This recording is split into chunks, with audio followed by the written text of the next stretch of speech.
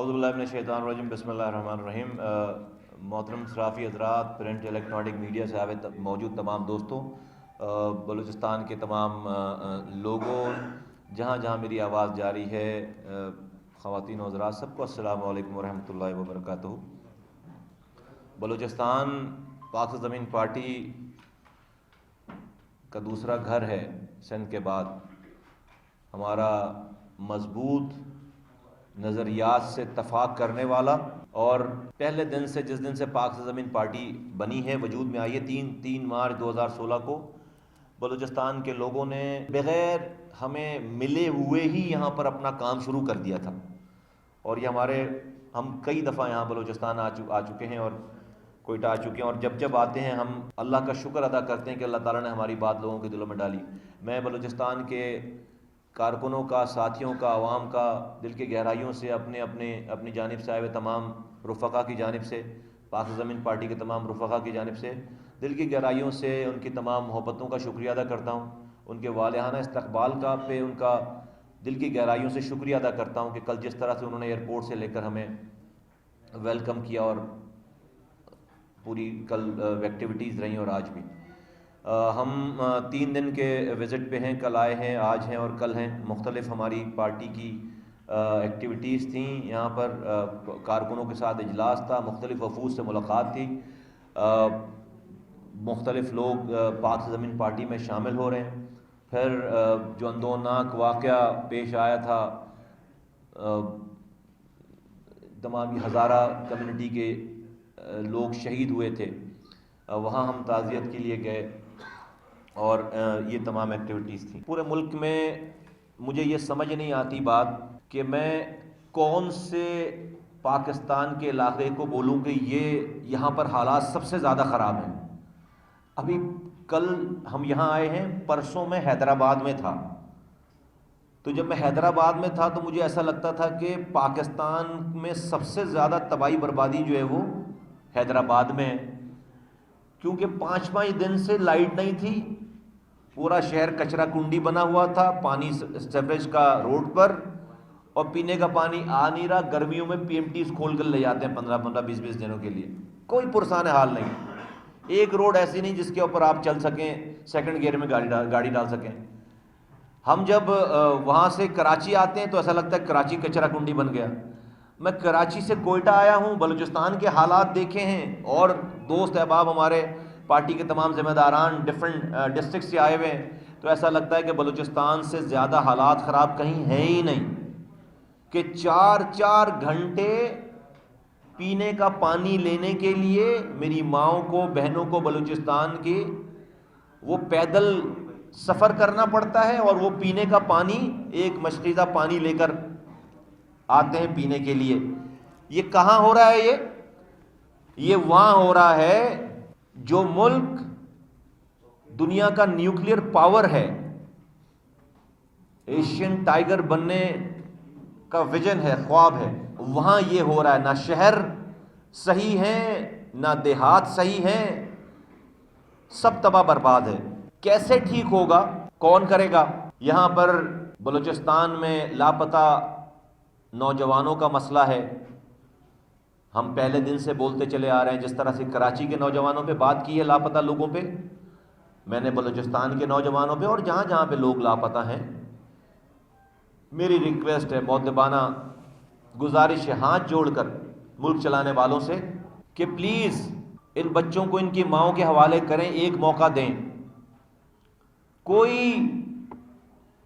پاکستان کے خلاف ہتھیار خوشی سے نہیں اٹھانا چاہتا، لڑائی نہیں کرنا چاہتا، اور اس کے جو کازز ہیں کہ کیوں ایسی حالت آ گئی، اس کو ایڈریس کریں، ورنہ ہم کتنے لوگ کس سے، اپنی قوم سے، اپنے ملک کے لوگوں سے کب تک لڑائی کریں گے؟ ہمارے پاس ایکسٹرنل چیلنجز ہیں، ہمارے سارے بارڈر جو ہے وہ اس وقت جو ہے وہ ایکٹیویٹ ہوئے ہیں، انگیجڈ ہیں۔ آپ کو پتہ ہے انڈیا سے باقاعدہ جنگ چل رہی ہے، ہماری فضائیہ انگیجڈ ہے، ہماری بحریہ انگیج ہے، ہماری پاک آرمی انگیجڈ ہے، ہمارے ایران سے تعلقات کوئی بہت زیادہ اچھے نہیں ہیں، ہمارے افغانستان سے تعلقات کوئی بہت زیادہ اچھے نہیں ہیں، ہمارے انڈیا سے تعلقات بہت زیادہ اچھے نہیں ہیں۔ تو ہمارے پاس بارڈر کی ایکسٹرنل بارڈر تو ہم تو انگیج ہیں ہر طرح ہر جگہ سے۔ ایران میں انڈیا کی انویسٹمنٹ ہے، افغانستان میں انڈیا کی انویسٹمنٹ ہے، اور انڈیا خود ہم سے جو بارڈر لگ رہا ہے وہاں پر تو ہم سے باقاعدہ جنگ کر رہا ہے بھائی. تو ہمیں اپنے ملک کے اندر انگیجمنٹ سے بچنا چاہیے. میں پاکستانی کی حیثیت سے کہہ رہا ہوں، پاکستان کا درد رکھنے کی میں سیاست نہیں کر رہا، اور اپنے لوگوں سے بات کر کے ان کو قومی دھارے میں لے کر آنا چاہیے، اور آ جائیں گے. اور بہت اچھا کام ہوا ہے اس میں بہت زیادہ، لیکن کمپلیٹ نہیں ہوا ہے، بہت اور کام کرنے کی ضرورت ہے، اور روٹ کاز کو ایڈریس کرنے کی ضرورت ہے. اور روٹ کاز کیا ہے؟ جس کے لیے کوئی آئین تبدیل کرنے کی ضرورت نہیں ہے، کوئی نیا فارمولا لانے کی ضرورت نہیں ہے. وہ روٹ کاز کیا ہے؟ وہ یہ ہے کہ بجائے اس کے کہ آپ اختیارات اور وسائل چند لوگوں کے پاس رکھیں، ایک جگہ رکھیں یا 5 جگہ رکھیں، آپ اس کو 5000 جگہوں پہ ان اختیارات اور وسائل کو ڈسٹریبیوٹ کر دیں، ڈیوائڈ کر دیں، تاکہ لوگوں کے اندر سینس آف پارٹیسپیشن کریٹ کریں. اور سینس آف پارٹیسپیشن کریٹ کریں گے تو سینس آف اونرشپ آئے گی، ملک کے لیے سینس آف اونرشپ آئے گی، سینس آف بلونگنگ آئے گی. دنیا نے یہ کام، جن کو ہم ڈیولپڈ کنٹریز کہتے ہیں، جہاں جانے کے لیے پاکستانی کئی گھنٹے ویزے کے لیے لائن لگاتا ہے، دنیا نے یہ کام لڑائی جھگڑے کر کے سمجھ کر یہ کام ڈیولوشن کا یہ کام کر دیا 300 سال پہلے، 200 سال پہلے، 150 سال پہلے. انہوں نے سب چیزوں کو ایک جگہ پاور رکھنے کے بجائے اپنی عوام پہ ٹرسٹ کر کے سسٹم کو ڈیوالو کر دیا. ہم نام لیتے ہیں جمہوریت کا، ہم نام لیتے ہیں آئین کا، اس وقت لیتے ہیں جب میرا اپنا مفاد متاثر ہوتا ہے. میری جمہوریت میرے اپنے مفاد کے لیے ہے، میرا آئین میرے اپنے مفاد کے لیے، اس وقت ہم آئین کو اور جمہوریت کو کوٹ کرتے ہیں. وہی آئین آرٹیکل 8 سے لے کر آرٹیکل 25 تک عام انسان کو تمام ملکی ریاستی سہولیات دینے پہ پابند کر رہا ہے. ایجوکیشن ہو، ہیلتھ ہو، جاب ہو، رسپیکٹ ہو، انصاف ہو، وہ آئین پابند کر رہا ہے. کوئی بات نہیں کر رہا اس کے اوپر، اس پر آرٹیکل 6 نہیں لگتا. کوئی اس آئین کی پامالی ہو رہی ہے، کوئی آرٹیکل 6 کی بات نہیں کر رہا. آئین کا article 140A of the constitution of Pakistan کہتا ہے کہ صاف کہہ رہا ہے کہ اختیارات اور وسائل ایڈمنسٹریٹو اور فائنینشیل بورڈ وہ الیکٹڈ لوکل گورنمنٹ کو ٹرانسفر کرو. نہیں ہے، پورا ملک جو ہے وہ سینٹرلائز وے آف مینجمنٹ کے تحت چل رہا ہے. تو یہ جو لوگ پہاڑوں پہ چڑھ رہے ہیں، یہ جو لوگ ہتھیار اٹھا رہے ہیں، یہ جو باہر کی ایجنسیاں، دشمن ممالک کی ایجنسیاں، ان کو یہاں پر لوگ مل جاتے ہیں. وہ کیسے کیوں مل رہے ہیں؟ وہ اس لیے مل رہے ہیں کہ اگر کسی کے پیٹ میں بھوک لگی ہوگی، آگ ہوگی بھوک کی، اس کے بچے سامنے مر رہے ہوں گے، اس کے پاس تعلیم نہیں ہوگی، اس کو پانی 4 گھنٹے چل کر کہیں سے جا کر کہیں سے کسی جگہ پہ جمع ہوا پانی لے کر آنا پڑے گا، سال جمع ہوا پانی جہاں سے پی کے اس کو کینسر بھی ہونا ہے، ہیپیٹائٹس B اور C بھی ہونا ہے، اس کی FIR بغیر پیسے کے کٹ نہیں سکتی. تو وہ کیسے اپنے آپ کو مطمئن کرے کہ بھائی وہ کتنے لوگ ہیں جو پاکستان کے خلاف کوئی ان کو ورغلائے یا ان کو لالچ دے یا ان کو غصہ دلائے تو وہ نہیں جائیں گے. یہ روٹ کاز ہے، یہ روٹ کاز ہے. خدا را اس کو ختم کر سکتے ہیں، ایک دن میں ختم کر سکتے ہیں اگر چاہیں تو، اگر حکومت وقت چاہے تو، اگر ریاست چاہے تو. کیسے ختم ہوگی؟ آپ نے بہت اچھا کام کیا، 18ویں ترمیم پاس کر دیا آپ نے، جس سے اختیارات وفاق سے صوبوں کو آ گئے. لیکن یہ نامکمل اقدام ہے، اس لیے کہ صوبوں کے پاس آ کر یہ اختیارات اور وسائل یہ پارک ہو گئے وہیں پر. وزیر اعلیٰ جو ہے وہ چودھری بن گیا. پہلے ایک وزیر اعظم چودھری تھا، اب 4 اور چودھری بن گئے. اس نے وہ اختیارات اور وسائل نیچے پاس نہیں کیے ڈسٹرکٹ تک، یونین کاؤنسل تک، تحصیلوں تک، وہ سارے پیسے، سارے اختیارات لے کر وہ خود بیٹھ گیا، تو عام آدمی کو تو کوئی فائدہ ہی نہیں ہوا، اس کو تو اختیارات ملے ہی نہیں نیچے، 18ویں ترمیم کا کوئی فائدہ نہیں ہوا۔ تو ہم 18ویں ترمیم کی حمایت کرتے ہیں، لیکن اس 18ویں ترمیم کی جو 18ویں ترمیم جس کے بعد اختیارات اور وسائل صرف صوبوں تک نہیں منتقل ہوں بلکہ وہ نیچے جائیں، اس کے بغیر ملک نہیں آگے بڑھے گا، ایک بات۔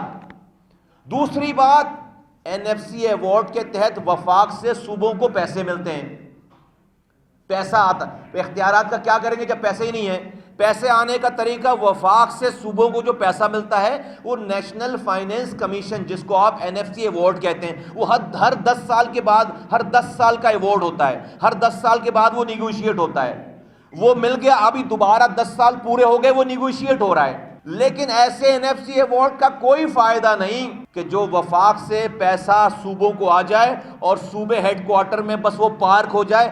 وزیر اعلیٰ کی مرضی ہے، وہ کسی کو، کسی ڈسٹرکٹ کو دے نہ دے، کوئی پوچھنے والا نہیں ہے۔ تو کل کو اگر وزیر اعظم بھی یہ بولے کہ بھائی میں جاؤ، میں این ایف سی ایوارڈ نہیں دیتا، میری مرضی، میں جس صوبے کو چاہوں پیسے دوں یا نہ دوں، تو آپ کیا کر لو گے؟ تو ضرورت کس بات کی ہے؟ ضرورت اس بات کی ہے کہ آپ جس طرح سے نیشنل فائنینس کمیشن کا ایوارڈ دے رہے ہیں، اسی نیگوسیشن میں یہ لازم و ملزوم کریں کہ صوبوں سے لکھوائیں کہ وہ پروونشل فائنینس کمیشن، آج اخبار میں پروفیشنل فائنینس کمیشن لکھ دیا اس کو کسی اخبار نے، پروفیشنل نہیں بول رہا ہوں، provincial finance commission, P F C award, P F C award, جس طرح سے این ایف سی ایوارڈ ہوتا ہے اس طرح سے پی ایف سی ایوارڈ ہوتا ہے۔ پروونشل فائنینس کمیشن کا اجرا کریں اسی فارمولے پہ جس فارمولے سے آپ این ایف سی ایوارڈ لے رہے ہیں، اسی فارمولے پہ آپ پی ایف سی ایوارڈ دیں۔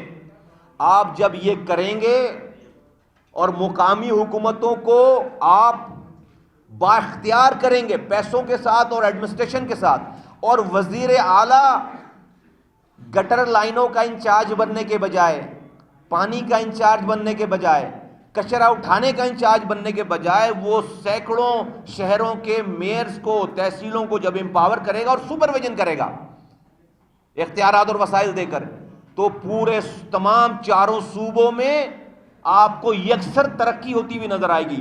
سب سے پہلی جو چیز ہوگی وہ یہ ہوگی کہ لوگوں کے اندر سینس آف پارٹیسپیشن آئے گا۔ ہر آدمی پاکستانی، پہاڑوں پہ بھی چڑھا ہوا آدمی، گاؤں گوٹھوں میں، دیہاتوں میں، سندھ، بلوچستان، خیبر پختونخوا، پنجاب، گاؤں گوٹ، شہروں کا، گلیوں کا آدمی، وہ سمجھے گا کہ میں بھی پاکستانی ہوں، میرے پاس بھی میری گلی کو بنانے کا اختیار اور وسائل ہے، تو وہ اپنے آپ کو پاکستان کے لیے لگائے گا، نہیں ہتھیار اٹھائے گا پاکستان کے خلاف۔ اس کو کوئی دشمن غصہ دلا کر نہیں پہاڑوں پہ چڑھا سکتا۔ وہ ذمہ دار، دنیا نے یہ کام 200 سال پہلے، 300 سال پہلے کر لیا۔ آج کے دور میں اب آپ اور سینٹرلائز وے آف مینجمنٹ کے تحت اپنا نظام نہیں چلا سکتے، اپنا گھر نہیں چلا سکتے، یہ ملک کیسے چلائیں گے آپ؟ تو میں سولوشن بتا رہا ہوں، اور میں مطالبہ کرتا ہوں، یہ میرا منشور ہے، یہ ہم کریں گے۔ اے لوگو، اگر یہ حکمراں نہیں کر رہے تم مجھے موقع دو، پاک سرزمین پارٹی کو موقع دو، میں کر کے دکھاؤں گا۔ تم ہمیں موقع دو، میں کر کے دکھاؤں گا۔ میں یہ نہیں کہہ رہا، دیکھو فرق ہے پی ایس پی کے نظریے میں اور دوسروں کے نظریے میں۔ دوسرے کہتے ہیں کہ ہم اس ملک میں تبدیلی لے آئیں گے، ایک آدمی تبدیلی لے آئے گا، دوسرے کہتے ہیں میں وزیر اعظم بنا تو ہم سب کچھ ٹھیک کر دیں گے۔ میں کہتا ہوں کہ میں وزیر اعظم بنا تو ہم اختیارات، میں کچھ بھی ٹھیک نہیں کر سکتا خود اکیلے، ہم سارے پاکستان کے ہزاروں لوگوں کو امپاور کریں گے، اداروں کو، اور سب مل کر پاکستان ٹھیک کریں گے۔ وزیر اعظم اکیلے نہیں کر سکتا۔ وزیر اعظم میں بنا تو اختیارات اور وسائل نیچے گراس روٹ لیول تک، پہاڑوں میں، گاؤں میں، گوٹھوں میں، کھیت کھلیانوں میں، گلیوں میں، شہروں میں، گاؤں میں، ان سب کو امپاور کروں گا، انیبل کروں گا۔ یہ سوچ ہی غلط ہے کہ ایک آدمی کرے گا اور سینٹرلائز، اپنا گھر نہیں چلا سکتا بندہ۔ اگر گھر میں اپنی ذمہ داریوں کو ڈیوالو نہ کرے ملک کیسے چلائے گا؟ یہ کانسیپٹ ہی غلط ہے۔ پاک سرزمین پارٹی یہ کہتی ہے کہ وہ آئی تو وہ لوگوں کو امپاور کرے گی، وہ اپنا مسئلہ حل کریں گے۔ کوئٹہ کی گلیوں کا مسئلہ مصطفیٰ کمال نہیں کر سکتا۔ مصطفیٰ کمال کوئٹہ کی گلی کے ذمہ دار کو اختیارات، پاور اور رسپانسبلٹی اور پیسہ دے گا، وہ کریں گے اپنا مسئلہ حل۔ مصطفیٰ کمال کو یا کسی ایکس وائی زی کو اسلام آباد میں بیٹھ کر یا کہیں کراچی میں بیٹھ کر یا کوئٹہ میں بیٹھ کر پشین کا، ڈیرہ بگٹی کا، گاؤں کا، گوٹھوں کا پتہ چل نہیں سکتا۔ وہ اس کے وہاں کے رہنے والے کو پتہ ہے، اس کو دو، وہ بھی پاکستانی ہے۔ اور تمہارے پاس نظام ہے، آئین کہہ رہا ہے، آئین کہہ رہا ہے، یہ کدھر بھٹکے پھر رہے ہیں ہم لوگ؟ تباہ برباد ہو گیا ملک سینٹرلائز وے آف مینجمنٹ کے تحت۔ ہم لوگوں کو بدل کرتے چلے جا رہے ہیں، ان کا اسٹیک ہی نہیں ہے۔ اور آپ نہ ریونیو جمع کر سکتے ہیں اور نہ آپ مہنگائی ختم کر سکتے ہیں۔ اس اوور سینٹ کوئی ٹارزن سپرمین نہیں ہے، ایک آدمی کچھ نہیں کر سکتا۔ اگر عقل مند آدمی جو ہو وہ پورے پاکستان میں 80,000 سے زائد یہ بلدیاتی نمائندے بنتے ہیں آئین کے مطابق، ان کو امپاور کرے اور ان سب کے کاموں کا کریڈٹ خود لے کہ میں نے ڈیوالو کیا ہے، میں نے پاور دی ہے، سب کا کریڈٹ خود لے۔ یہ ہوتا ہے لیڈر کا کام۔ اس سے پاکستان ٹھیک ہوگا، بنے گا اور مضبوط ہوگا، نمبر 1۔ نمبر 2 یہ اکانومی، ابھی تو آئی ایم ایف کا ایگریمنٹ سائن ہی نہیں ہوا، 8 مہینوں میں زبردست تبدیلی آ گئی ہے، اور وہ یہ آئی ہے کہ ڈالر 118 سے 145 کا ہو گیا، تیل مہنگا ہو گیا، گیس مہنگی ہو گئی، بجلی مہنگی ہو گئی 35%، 145% گیس مہنگی ہو گئی، دال، آٹا، چاول، چینی، تیل، گھی سب مہنگے ہو گئے، سبزیاں مہنگی ہو گئیں، کرایہ مہنگا ہو گیا۔ سب کو کیلکولیٹ کریں، میں آپ کو اکانومسٹ کی کیلکولیشنز بتا رہا ہوں، اگر آپ کو عام آدمی کی زبان میں بتاؤں پاکستانیوں کو، تو جس کا گھر ایوریج پچھلے مہینے تک، اپریل کے مہینے تک، مارچ کے مہینے تک 10,000 روپے میں چل رہا تھا، اب وہ گھر 21,000 روپے میں چلے گا مہنگائی کی وجہ سے۔ سیم گھر، اتنی روٹی کھائیں، اتنا تیل جلائیں، اتنی سبزی کھائیں، اتنی 21,000 روپے میں چلے گا۔ 1 روپے آمدنی نہیں بڑھی ہے، آمدنی 1 روپے نہیں آئی ہے، 1 روپے اضافہ نہیں ہوا آمدنی میں، لیکن اخراجات جو 10,000 کے تھے وہ 21,000 میں ہو گئے۔ کہاں سے کرے گا یہ غریب آدمی پورا؟ ایک غریب آدمی کہاں سے پورا کرے گا؟ کتنے مہینے تک ادھار مانگے گا؟ اور آگے کیا؟ آج کچھ ایسے اعمال ہو رہے ہیں فیڈرل گورنمنٹ کی طرف سے کہ کل یہ مہنگائی کم ہو جائے گی، نہیں، آج جو کام ہو رہا ہے کل یہ مہنگائی ابھی اور بڑھے گی۔ اکانومسٹ کہہ رہے ہیں، ملک پہ نظر رکھنے والے لوگ کہہ رہے ہیں، اور سب کو نظر آ رہا ہے کہ ابھی تو یہ ٹریلر ہے مہنگائی کا، ابھی تو آئی ایم ایف اپنی شرائط لگا کر پیسے دینے جا رہا ہے۔ آپ نے جو سعودی عرب سے، آپ نے جو یو اے ای سے، اور آپ نے جو چائنا سے پیسے لیے ہیں 5 ارب ڈالر ابھی جو آئے ہیں آپ کے پاس، آپ کو 2 مہینے کے بعد 6.5 ارب ڈالر کی آپ کو لونز کی ری پیمنٹ کرنی ہے، ڈیو ہے وہ 6.5 ارب۔ پیسہ تو آپ کے پاس بچا نہیں۔ آپ کی جو ریونیو کلیکشن تھی، دیکھیے مشرف صاحب جب آئے تھے 1999 میں، تو اس سال 450 ارب روپے ایف بی آر کی کلیکشن تھی، ٹیکس کلیکشن تھی 450 ارب روپے۔ مشرف صاحب جب گئے ہیں تو وہ 450 ارب کو اٹھا کر وہ 1,000 ارب پہ لے کر گئے، انہوں نے 1,000 ارب کی کلیکشن کی۔ اس کے بعد جو 2008 بڑی سرپرائزنگلی 2008 میں جو پیپلز پارٹی کی گورنمنٹ آئی، جب وہ چھوڑ کر گئی ہے تو انہوں نے ایف بی آر کی کلیکشن کو 1,000 ارب سے 2,000 ارب پہ لے گئے، وہ 100% بڑھا دیا انہوں نے۔ یہ بڑی سرپرائزنگ بات ہے یہ۔ اور اس کے بعد جب پی ایم ایل این کی گورنمنٹ 2013 سے 2018 تک آئی، تو جب وہ 18 میں چھوڑ کر گئی ہے تو پاکستان کی revenue collection F B R کی 4,000 ارب ہے، اور آج پاکستان کا خرچہ 5,500 ارب ہے، جبھی تو بجٹ کا خسارہ ہے۔ 4,000 ارب آپ کلیکٹ کرتے تھے، 5,000 ارب خرچہ۔ جبھی تو عمران خان صاحب اپنی تمام تقریروں میں انہوں نے یہ اعلان کیا ہے ببانگ دول کئی دفعہ کہ میں 8,000 ارب روپے اس پاکستان سے کلیکٹ کر کے دکھاؤں گا۔ آپ تقریریں نکال کے دیکھ لیں. انہوں نے اس 4,000 ارب کو کہا کہ ٹیکس کلیکشن 8,000 ارب کریں گے. اس 8 مہینوں میں 9 مہینوں میں جو ایف بی آر کے ٹیکس کا خسارہ ہے وہ 800 ارب ہے. 800 ارب 800 ارب جو اب تک کلیکٹ ہو جانے تھے وہ 800 ارب پچھلی دفعہ سے کم کلیکٹ ہوئے ہیں. تو 8,000 ارب کیا کریں گے وہ جمع؟ وہ تو جو 4,000 ارب ہے وہ بھی پورے ہوتے ہوئے نظر نہیں آ رہے جو پچھلی حکومت چھوڑ کر گئی ہے. تو یہ گیپ اور بڑھتا چلا جا رہا ہے. مہنگائی ایوریج اب تک پاکستان میں اس کا شرح رہا ہے 3.6%. آج مہنگائی 9.3% کو کراس کر رہی ہے. 2.5 کروڑ بچہ اس ملک میں جو اسکول جانے والا ہے وہ اسکول نہیں جا رہا جس کو اسکولوں میں ہونا تھا. یہ جاہل بڑا ہو رہا ہے. 2.5 کروڑ بچہ 2.5 کروڑ بچہ. فوڈ سیکیورٹی ختم ہو گئی ہے. لوگ اسٹنٹڈ گروتھ کا شکار ہو رہے ہیں. بچوں کا 1 کروڑ بچے بیمار ہیں ملک کے اندر جن کا دماغ اور جسم نہیں بڑھ رہا کھانے اور پانی غلط گندا پانی پینے سے اور کھانے کی کمی کی وجہ سے. تو کیسے آگے جو آنے والا کل ہے اس کو ہم اے پاکستانیوں ہم کہاں لے کر جا رہے ہیں؟ اس کو کیسے ٹھیک ہوگا؟ نہیں ٹھیک ہوگا. ایک آدمی ٹھیک نہیں کر سکتا. اس نظام کو یکسر بدلنے کی ضرورت ہے. اور ہم وہ پھر بات کرو تو کہتے ہیں کہ بھئی یہ تو اسٹیبلشمنٹ کی لائن ہے تو اس لیے میں صدارتی نظام کی بات نہیں کر رہا. میں لفظ صدارتی نظام میں استعمال نہیں کر. میں کیا کہہ رہا ہوں؟ میں کہہ رہا ہوں یہ پی ایس پی پائنیئر ہے اس والی بات میں. اور انشاءاللہ تعالی میں لوگوں کو یہ اپنا منشور بتا رہا ہوں کہ ہم آئیں گے یہ کریں گے ورنہ کوئی اور کر لے. وہ یہ کہ پاکستان کے چاروں صوبوں کی قومی اسمبلی کی سیٹیں اسی پارلیمانی نظام میں برابر کر دو جس طرح سینٹ کی سیٹیں برابر ہیں. کیوں کہہ رہا ہوں؟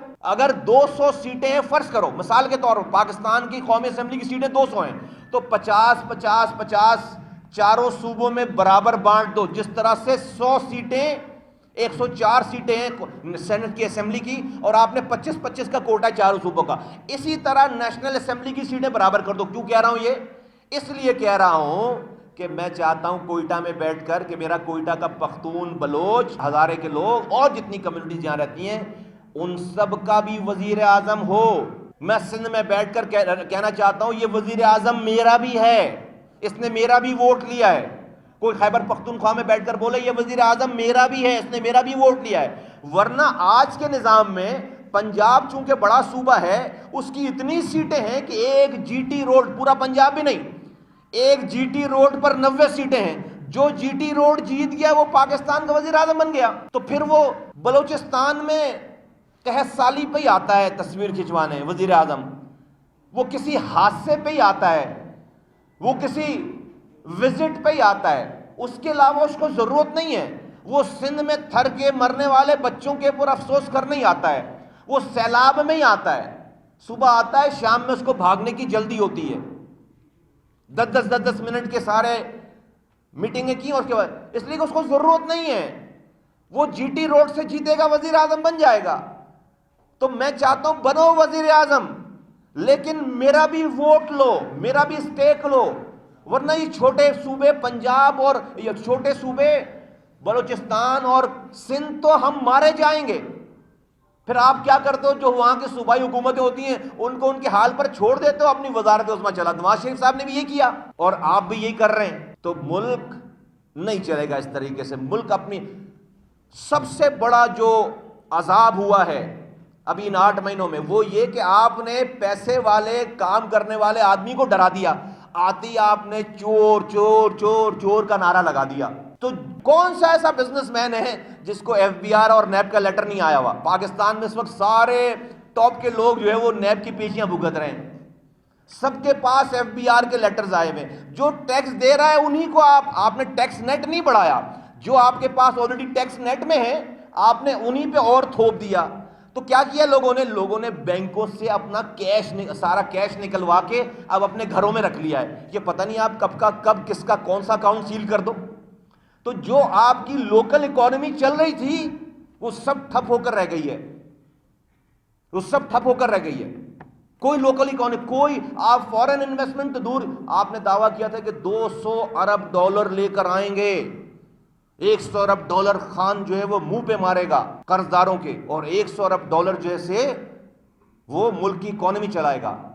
مانا کہ غلطی ہو گئی، کوئی بات نہیں، معاف کر دیں ہمیں، ہم آپ کو کہ ہم آپ کو ہمیں معاف کر دیں.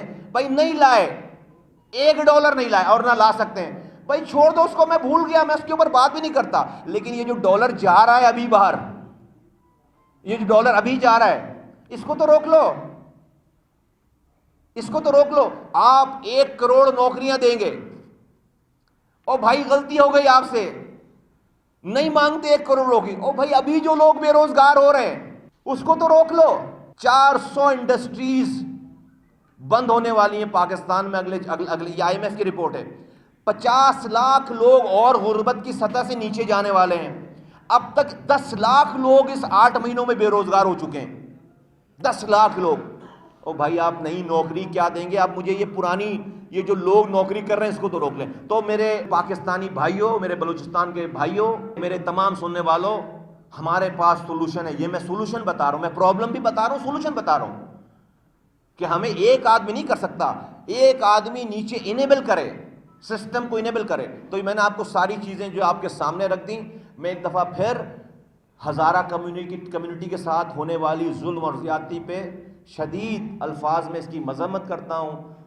میں ریکویسٹ کرتا ہوں تمام صوبائی وفاقی اداروں سے، حکومتوں سے، کہ ان معصوموں کی جانوں کو بچایا جائے ہر ممکن. بہت بہتری بھی آئی ہے، بہت بہتری آئی ہے، بہت واقعات کم ہوئے، اور بہتری آنی چاہیے. میں مرحومین کے لیے، جو بھی لوگ شہید ہوئے ہیں، جتنے بھی، ان کی درجات کی بلندی کے لیے دعا کرتا ہوں، اور دعا کرتا ہوں کہ اللہ تعالیٰ زخمیوں کو جلد سے جلد صحتیاب کرے. اور کل میں گیا تھا تو انہوں نے ایک ریکویسٹ کی کہ ان کو کمپنسیشن جو دیتی ہے حکومت، اس میں بہت ٹائم لگ رہا ہے اور وہ بہت تھوڑی اماؤنٹ ہے. اس صوبے میں اور بھی حادثات پہ کمپنسیشنز دی گئی ہیں دوسرے لوگوں کو، وہ اس سے بہت زیادہ ہیں.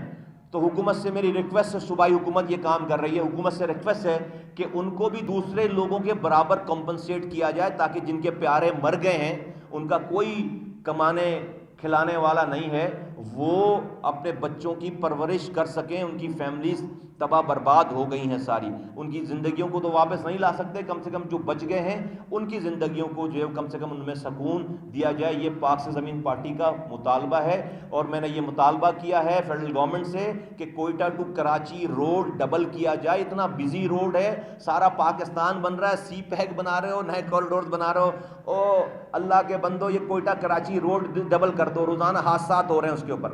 یہ تو اپنے پیسے، اب اس کے اوپر بھی چائنا مت چلے جانا کہ چائنا پیسہ دے گا تو یہ روڈ بنائیں گے. او بھائی اس کو ویسے ہی کر دو، اس کو ویسے ہی کر دو، اس ہائی وے کو بنا دو، ڈبل روڈ کر دو، کراچی کوئٹہ ڈبل کر دو اس کو، تاکہ لوگ جو ہے وہ بیچارے حادثات میں مرنا ان کا جو ہے وہ بند ہو. موبائل فون کا ایک کارڈ $100 لیں گے، $25 آپ کی جیب سے ویسے ہی کٹ جائیں گے. میں اس پہ زیادہ نہیں بولتا، لیکن یہ نظام کیسا ہے کہ ایک ریڑھی والا بھی، یہ ریڑھی والا ٹیکس دے رہا ہے، عام غریب آدمی یہ کنڈکٹر ٹیکس دے رہا ہے $25. ایک $100 پہ $25 کٹ جائیں گے اس کو. جب آپ $100 کا کارڈ لو گے تو اس میں $75 کا بیلنس آئے گا. یہ تو بڑا آسان کام ہے دنیا میں ٹیکس کلیکٹ کرنے کا. دنیا میں ٹیکس اس لیے کلیکٹ کیا جاتا ہے کہ آپ امیروں سے لیں اور غریبوں کو دیں. آپ امیروں سے لیں اور غریبوں کو دیں. آپ جو ہے وہ غریبوں سے لے کر امیروں کو دے رہے ہیں کہ عیاشی کرو، اور جو ہے وہ اپنے بینک بیلنس باہر بناؤ، دبئی میں پراپرٹیز خریدو. یہ نظام، کفر کا نظام چل سکتا ہے، ظلم کا نظام نہیں چل سکتا. کفر کا نظام چل سکتا ہے، ظلم کا نظام نہیں چل سکتا. لیکن لوگوں، آسمان سے، پاکستانیوں کو کہہ رہا ہوں، آسمان سے فرشتوں کے اترنے کا انتظار بند کر دو، نہیں آئیں گے. یہ حالات تم پر حکمرانوں کی شکل میں اللہ تعالیٰ نے امتحان ڈالا ہے. کھڑے ہو، جد و جہد کرو، مظلوموں کے ساتھ جڑو. ہم نے آواز لگائی ہے، ہمارے ساتھ جڑو. جب تم جد و جہد کرو گے کراچی سے کشمور اور کشمیر تک، یقین جانو اللہ کی مدد آئے گی اور اچھا نظام آ جائے گا. لیکن تم اگر حکمرانوں کو صرف گالیاں بک کر رات میں سو جاؤ گے اور صبح سمجھو گے کہ ظلم ختم ہو جائے گا، ظالم اور مضبوط ہو جائے گا صبح تک، اور تم پر اور ظلم بڑھے گا. خاموش رہنے والا بھی ظالم کا ساتھی ہے. خاموشی توڑو اور ساتھ دو ان لوگوں کا جو اس رستے کی طرف بلا رہے ہیں. آپ حضرات کا بہت بہت شکریہ. Thank you. ایک تو میں ایم کیو ایم کا نمائندہ نہیں ہوں تو ایم کیو ایم والوں کو پتہ ہوگا. ہمارے پی ایس پی کے آج تک تو کوئی اناؤنسمنٹ نہیں ہوئی ہے. جب یہ ان کی اناؤنسمنٹ آئے گی تو اس کے اوپر میں پھر اپنا جو ہے وہ پالیسی بیان دوں گا. ہمارے پاس آفیشیل کوئی نالج نہیں ہے ٹو بی ویری. تو جس دن کوئی اس طرح کی اناؤنسمنٹ آئے گی تو میں اس کے اوپر اپنا اسٹیٹمنٹ دوں گا. میں سمجھتا ہوں اوور آل ایک جملے میں کہ ہاں action speaks louder than word, اور جو ایکشنز ہیں وہ یہ بتا رہے ہیں کہ جو ہے وہ جو بھی وعدے تھے وہ وفا نہ ہوئے. ایم کیو ایم جو ہے وہ مہاجر نام پر سیاست کر رہی ہے اور وہ کہہ رہی ہے، ان کے چیئرمین ان کے کنوینر نے کہا کہ الفاظ کوٹ ڈی کوٹ کرتا کوٹ ان کوٹ کرتا ہوں کہ سندھ تو تقسیم ہو چکا ہے، اعلان ہونا باقی رہ گیا ہے. آج شاید اعلان کریں گے وہ وہاں پہ. جو لوگ گٹر لائنوں کا اختیار لے نہیں پا رہے ہیں اپنے شہر میں، وہاں جہاں سے 11 دفعہ الیکشن جیت چکے 32 سالوں میں، 14 قبرستان آباد کر چکے، 30,000 ان کے نوجوان اسی شہر میں دفن ہیں، وہاں پر آج وہ کھڑے ہو کر کہتے ہیں ہمارے پاس تو گٹر لائنوں کا بھی اختیار نہیں ہے. وہ جا رہے ہیں صوبہ بنانے کے لیے. تو مہاجروں کو ایک اور دھوکہ دیا جا رہا ہے ان کے نام پر. لیکن اب سب لوگ، کوئی بھی ان دھوکے میں آنے والا نہیں ہے. 4-5 ہزار لوگ بلدیات کے ہیں، افسران ہیں، ابھی ان کے پاس میئر ہے، ملازمین ہیں، ان سب کو آفیشلی جو ہے وہ لا کر اگر 4,000 3,000 4,000 کا مجمع کر کے ایک تصویر آ جائے گی اور بڑے کامیاب کراچی کی تاریخ کا سب سے بڑا جلسہ ڈکلیئر کر دیا جائے گا. لیکن وہ 17 سے 4 سیٹوں پہ آ گئے اور وہ آج جو ہے وہ ان کے پاس گٹر لائنوں کا بھی کہتے ہیں ہمارے پاس پانی بھی سیوریج کا نظام. اور یہ میں جان بوجھ کر گٹر لائنوں کی بات کر رہا ہوں. ابھی میں پینے کے پانی کی بات کیا کروں، میں تعلیم کی بات کیا کروں، میں روزگار کی بات کیا کروں، میں بجلی کی بات کیا کروں، میں یونیورسٹی کی بات کروں. ابھی تو 32 سالوں میں مہاجر نام پر 30,000 بندے مروانے کے بعد، 11 الیکشن جیتنے کے بعد ایم پی ایم این اے وزیر گورنر میئر آج بھی ہیں، وفاقی وزیر ہیں، اور آج گٹر لائنوں کا اختیار نہیں ہے. تو میں مہاجروں سے پوچھتا ہوں کہ ابھی کتنی قوم، کتنی نسلیں اور کٹوانی ہیں کہ ان کے پاس گٹر لائنوں کا اختیار آ جائے. تو سب دھوکہ ہے، اپنے اختتام پہ جا رہا ہے سارا یہ معاملہ. آج میں مہاجروں کو آواز دے کر کہنا چاہتا ہوں، کراچی کے مہاجروں کو، کہ مہاجروں دیکھو، مصطفیٰ کمال اردو بولنے والا مہاجر ہے، اس کے ساتھ انیس قائم خانی اردو بولنے والا مہاجر ہے. یہ میرے ساتھ عطا اللہ کرد، یہ بلوچستان کا بلوچ بیٹھا ہے. یہ میرے ساتھ ثناء اللہ آغا، یہ بلوچستان کا پختون بیٹھا ہے. یہ میرے ساتھ اشفاق منگی، یہ سندھ کا سندھی بیٹھا ہے. اور یہ میرے ساتھ جو ذمہ داران بیٹھے ہیں میرے ساتھ یہاں پر اور اس جگہ پہ، ان میں سے ایک بھی مہاجر نہیں ہے. یہ کراچی سے آئے ہوئے مہاجروں کو ریسیو کرنے کے لیے ہزاروں کی تعداد میں تیاری کر رہے ہیں، ایئرپورٹ آ رہے ہیں، نعرے لگا رہے ہیں، گلے مل رہے ہیں. یہ مصطفیٰ کمال کا خواب تھا. ورنہ یہاں پر یہ ایم کیو ایم مہاجر نام پر آ کر یہاں پر کسی محفل میں نہیں بیٹھ سکتی، اس لیے کہ لوگوں کے اندر نفرت اتنی زیادہ ہے. تو یہ مصطفیٰ کمال کا خواب تھا کہ اس نفرت کو ختم کر کے بھائیوں کو آپس میں جوڑیں. میں کامیاب ہو چکا ہوں. میری کامیابی میرے الیکشن کے رزلٹ سے مت نکالو. الیکشن کے رزلٹ کی سیٹیں تو میرے پاس پہلے تھی چھوڑنے سے پہلے. میں وہ چھوڑ کر یہ کام میں نے شروع کیا. میں ہی تو بینیفیشری تھا اس پارٹی کا. میں ہی سینیٹر بنتا تھا، میں ہی میئر بنتا تھا، میں ہی وزیر بنتا تھا، میں ہی ایم پی اے بنتا تھا. اگر سیٹ کی بات ہوتی تو میں تو چھوڑ کر نہیں آتی. یہ میرا خواب تھا اور میں اب یہ میرا نظریہ تھا، اور اللہ نے مجھے اپنے نظریے میں اس 3 سالوں میں کامیابی دے دی ہے. آج یہ مہاجر کے ساتھ بیٹھے ہیں. یہ میرا خواب تھا کہ میری اور اس کے دن کے درمیان نفرت ختم ہو جائے، اور آج ختم ہو گئی الحمدللہ. سیٹ جس دن اللہ تعالیٰ چاہے گا ہمارے ٹھوکروں میں ڈالے گا سیٹ. یہ جو کامیابی ہے یہ ہے اصل بڑی نعمت، جو کہ میں کراچی، حیدرآباد، میر پور خاص کے مہاجروں کو کوئٹہ سے بیٹھ کر آواز لگا رہا ہوں کہ دیکھو، تم کیا صرف لالو کھیت کے اندر بند ہو کر رہنا چاہتے ہو؟ تم صرف نیو کراچی کے اندر بند ہو کر رہنا چاہتے ہو؟ تم چاہتے ہو کہ تم جب سفر کرو تو کوئی تمہیں لوگ دہشت گرد سمجھیں، تم سے نفرت کریں، تمہیں لڑا دیا گیا؟ نہیں تھے مہاجر ایسے، اور نہ ہیں. یہ کام مصطفیٰ کمال اور دوسری قوموں کو بھی ہم نے جوڑا. اور ہم اس لیے یہ جڑ رہے ہیں سارے لوگ کہ میں جھوٹ نہیں بول رہا. مجھے اس بلوچستان میں کسی غریب بلوچ پختون کے مسائل پہ بھی اتنی تکلیف ہے, مجھے کسی تھر میں مرنے والے بچے کے اوپر بھی اتنی تکلیف ہے جتنی تکلیف مجھے کراچی میں کسی ایک انسان کو تکلیف اور حیدرآباد میں کسی کو پریشانی پہ مجھے تکلیف ہے. ہم سب پاکستانی ہیں, میجورٹی میں مسلمان ہیں, ایک رسول کے ماننے والے ہیں, ہم ایک امت ہیں. یہ ہماری پہچان سندھی, مہاجر, پختون, بلوچ اس دنیا کی قبر میں پہچان یہ نہیں ہے.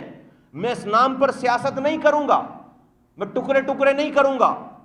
بینگ اے مسلم کنٹری, ہم مسلمان ہیں, کلمہ رسول کی امت کو میں ٹکڑے نہیں کروں گا اپنی سیاست کے لیے. ہم جوڑنے آئے اور اللہ نے ہمیں اس کا ذریعہ بنایا, میں اس کا شکر ادا کرتا ہوں کہ آج ہم جڑ گئے. اس سے بڑی کوئی کامیابی نہیں ہے. سیٹ تو اللہ تعالیٰ ہمیں ایسے دے گا, میرا ایمان ہے, ایمان جس کو دنیا کامیابی کہتی ہے. الیکشن نا آنے دو, وہ ٹائم اللہ ہمیں اس کے لیے تیار کر رہا ہے امتحانات سے گزار کر. آپ دیکھیے گا کہ ہمارے پاس ہی سیٹ آئے گی انشاءاللہ تعالیٰ پورے پاکستان کی. انیس بھائی کچھ کہہ رہے ہیں. آپ نے سوال کیا نا, آپ کو یہ پوچھنا چاہیے ایم کیو ایم کوئٹہ میں کامیاب جلسہ کر سکتی نہیں کر سکتی. یہ کتنا دلچسپ سوال ہے کہ آپ پوچھ رہے ہیں کہ کراچی میں بھی کامیاب ہوگا نہیں ہوگا. یہ ایم کیو ایم کے لیے خود سوچنے کی بات ہے کہ ایم کیو ایم جو کل تک کراچی میں لاکھوں کا جلسہ کرتی تھی, آج آپ پوچھ رہے ہیں کہ کراچی میں جلسہ کامیاب ہوگا نہیں ہوگا. ایم کیو ایم سے پوچھیں کہ وہ کوئٹہ میں جلسہ کر سکتے ہیں یا نہیں کر سکتے. ہم ایشوز کے اوپر بات کریں گے, ہمیں اس طرح کا کوئی اندیہ نہیں ہے. ہم ایشوز کے اوپر بات کریں گے, آج بھی بات کر رہے ہیں. جو میں آپ کے سامنے بات کر رہا ہوں, یہ میں حکومت یہ کام کرنے لگے میں سب سے بڑا سپورٹر ہو جاؤں گا حکومت کا, اور حکومت نہیں کرے گی میں اس کی مخالفت کروں گا. بالکل سب سے ہاتھ ملائیں گے, صرف پیپلز پارٹی سے نہیں, سب سے. ہاں میں نے تو ایم کیو ایم کو بھی کہا ہے, آپ کے بالکل صحیح کہہ رہے ہیں کہ ہمارے نظریاتی اختلافات ایک جگہ. آؤ شہر, تمہارے پاس شہر ہے نا, آج اپنے شہر کے مسائل کے لیے باہر نکلو. میں نے خالد مقبول کا نام لے کے کہا, پیپلز پارٹی تو دور کی بات ہے. میں نے جس سے ہمارا نظریاتی اختلاف, ہم نے کہا باہر نکلو, روڈ پر آؤ, میں اپنے کارکنوں کو لے کر تمہارے پیچھے چلوں گا اس عوامی مسائل کے حل کے لیے. میں سیاست نہیں کروں گا. پیپلز پارٹی کل میرے ان ایجنڈے کے اوپر, ان ایشوز کے اوپر مجھ سے وہ حل کرنے کی بات کرے, میں اس کا سپورٹر بن جاؤں گا. پی ٹی آئی کرنے کی بات کرے, میں اس کا سپورٹر بن جاؤں گا. بالکل ہماری کسی سے دشمنی نہیں ہے, پی ایس پی کی کسی سے دشمنی نہیں ہے. ہمارے اختلافات ہیں ایشوز کے اوپر.